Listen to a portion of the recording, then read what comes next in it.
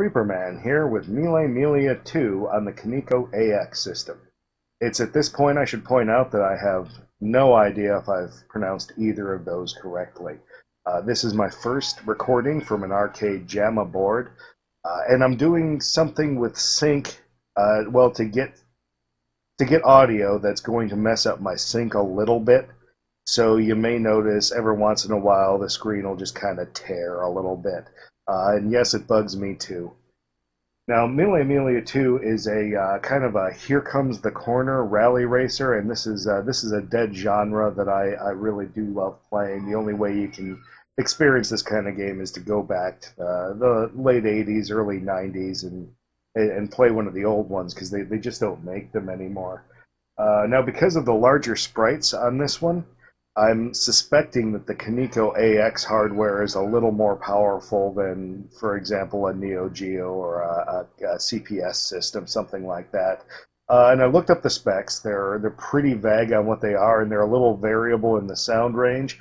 But about all I could find on it was that it was a Motorola 68K with a Z80 and a Yamaha What's It for the sound. There was also some variations of processor and sound chip in there, and this actually may have a little weaker sound than that because I'm noticing that it's really only playing sound samples. It's not doing any kind of synthesizing at all in this game. It has some short jingles, but mostly it sticks to engine noises and screeches and that kind of stuff. Now, the Mille Miglia is an interesting race. I guess it's an interesting time period more than anything. They raced the thing originally from 1927 to 57, somewhere in there. And this is the race that Sir Sterling Moss is famous for absolutely slaughtering the fastest time on with that car that was actually just up there, the Mercedes 300 SLS is what he drove. And there's one of those in the game, but it's the 755 that you're seeing on there, not the 722 that you'll be seeing in all of the attract mode. Well, I guess we should just get this thing started. Now, there are some options for control on this. There's an optical spinner option, and there's a fancy wheel option.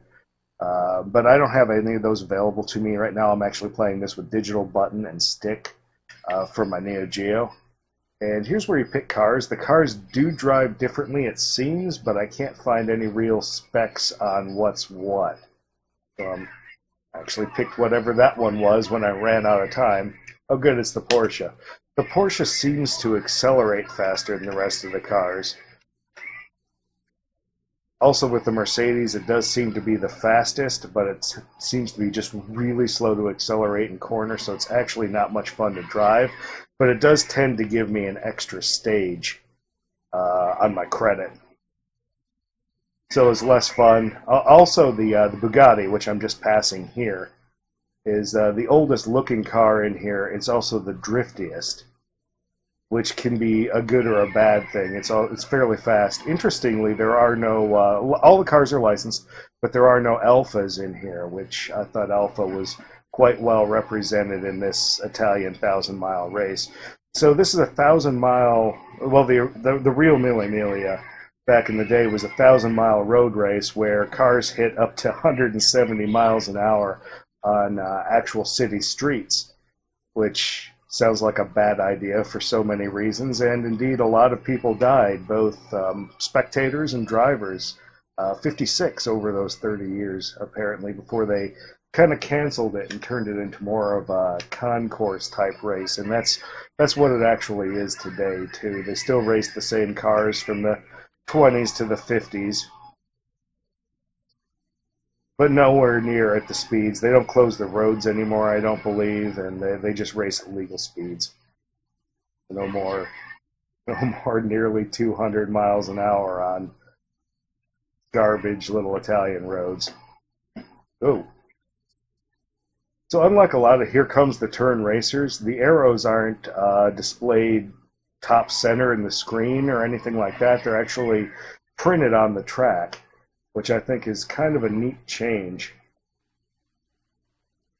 Yeah, I did really badly there.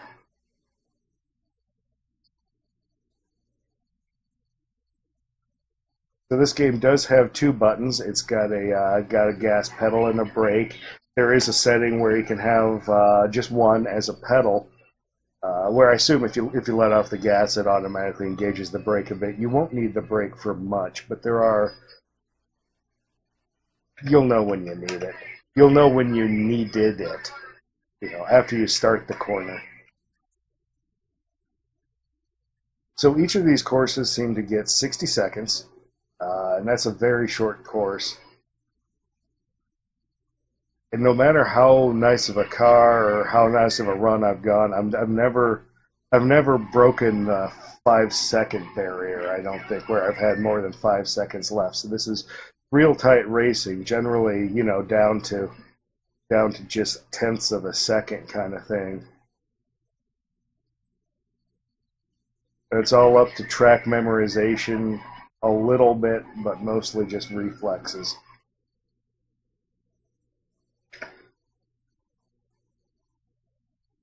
I've already kind of mentioned that I don't like that there's no music in this game, but the sound effects are actually pretty nice. They're all kind of digitized.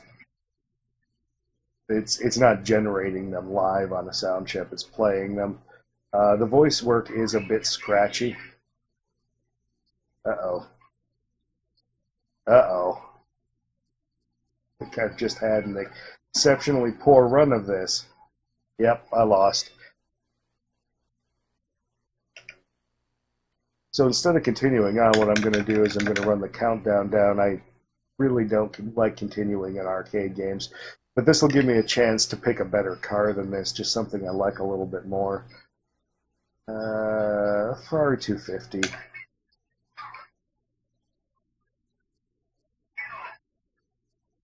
Again, I really wish there was a resource where I could figure out exactly what the specs on these cars are.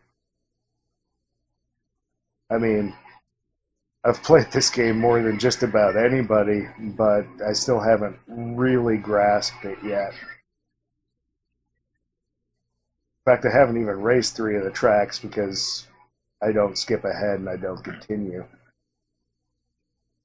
And that's something you kind of have to do when you're playing arcade games at home, because when you can just keep continuing, there stops being any fun or challenge to it, and you really burn yourself out pretty quick on these games. I mean, if you're spending, $50, $100 on a game, you need it to feel like a game. Whoa.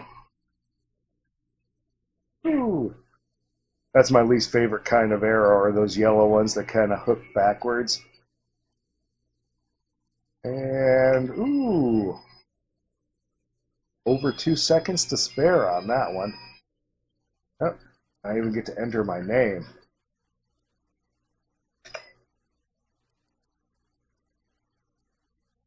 I don't actually know why they have you enter your name, because I've never seen it anywhere. Maybe there's somewhere in the attract mode it pops up. And you come back and you end the whole thing past A. And then it doesn't display your name. Yay. Maybe there's something on this thing that I'm missing. And that was the boost takeoff. There's something you can do rhythmically with the accelerator to get a super fast acceleration on takeoff, which is really handy with something like the Mercedes, which is so slow and annoying. Well, not quick. I always miss that one. There's 2 of them in a row of the corner that I don't like. Whoop. Whoop. Oh no. Yeah.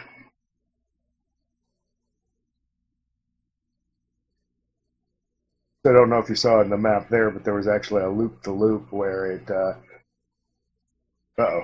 I don't think I'm going to make this. Okay. There's actually a loop-to-loop where the course crosses over itself, and there's still cars that you've passed in there that you have to watch out for.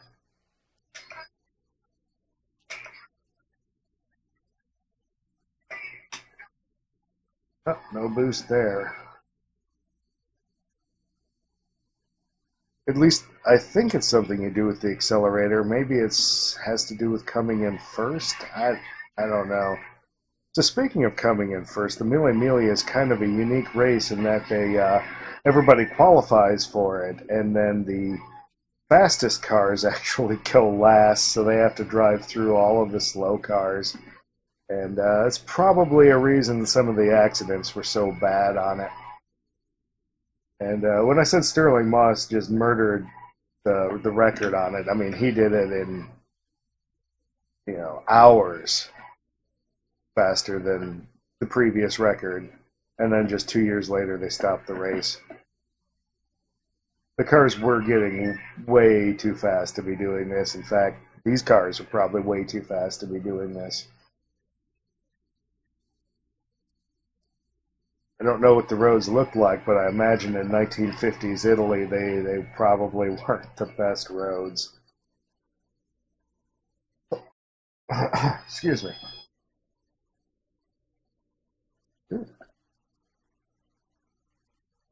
Seem to be doing very well on this run. I thought I had gotten all the high scoring out of the way on my warm-up laps.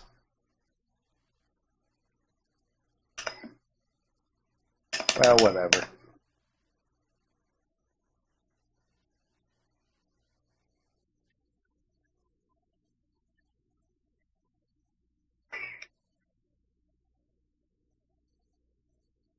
So this is the course where I will invariably lose. That was probably all of it there.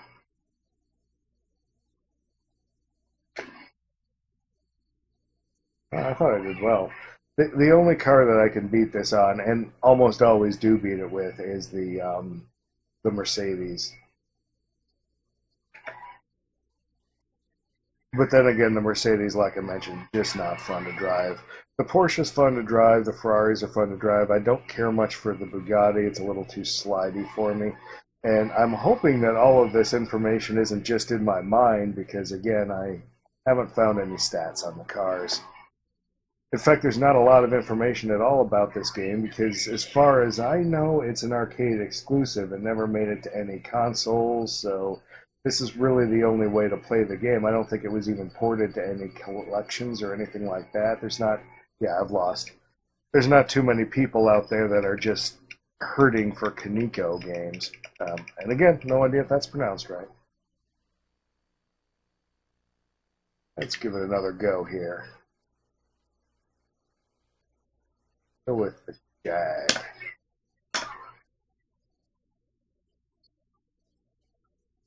Great cars in this game. I really, really like the ones that they've chosen. Oh yeah, it's a rhythm thing.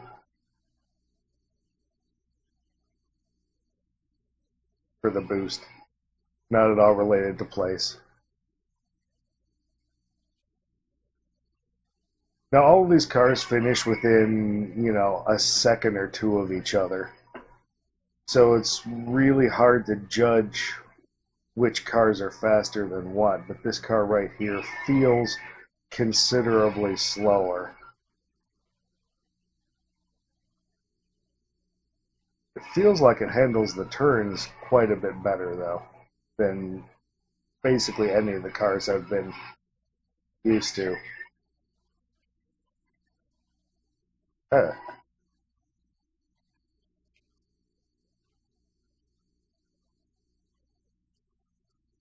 Not sure I'm going to make this one. Ooh. So this is about a second slower than my previous run with this, but I had some off-roading experience in there.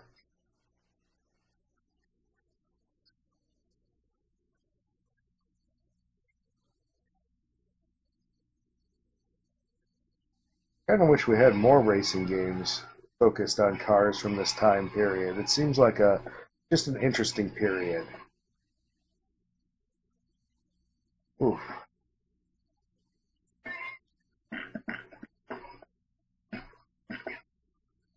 Yeah.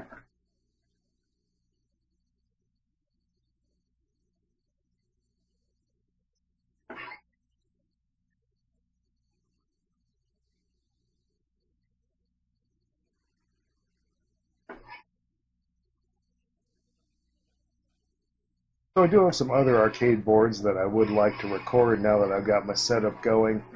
I've got Dragon World, which is an IGS game. I've got a couple of PGM titles actually by IGS as well, and then I've got Atari Pit Fighter. I've got Street Fighter 2 Turbo, which I've always wanted to get better at. I'm going to have to wire up a kick harness to give me the extra buttons I need to get all 6 attacks in. That should be pretty fun. And it seems like I have some other Jamma boards, but they're escaping me at the moment.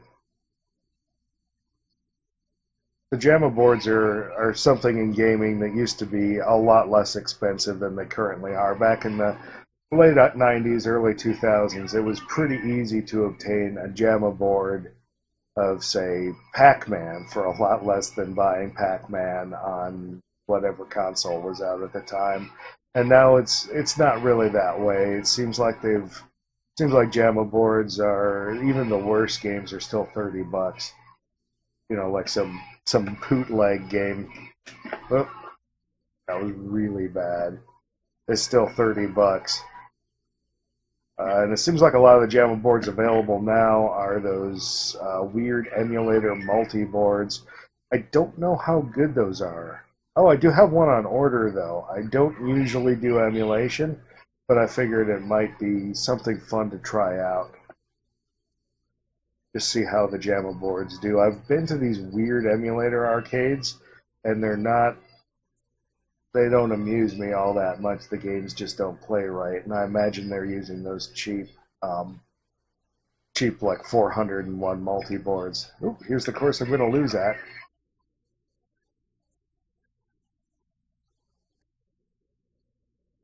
One of the reasons I wanted to record this one first is I have this weird paranoid fear that every time I play this game will be the last time I play this game. This board's getting a little bit janky in terms of functionality and getting everything to turn on at the same time. It might be, I thought it might be some kind of power delivery thing from my super gun, but looking at it, I've got a voltmeter on it, and it seems to be getting all the power it needs. Maybe there's some caps that are going bad.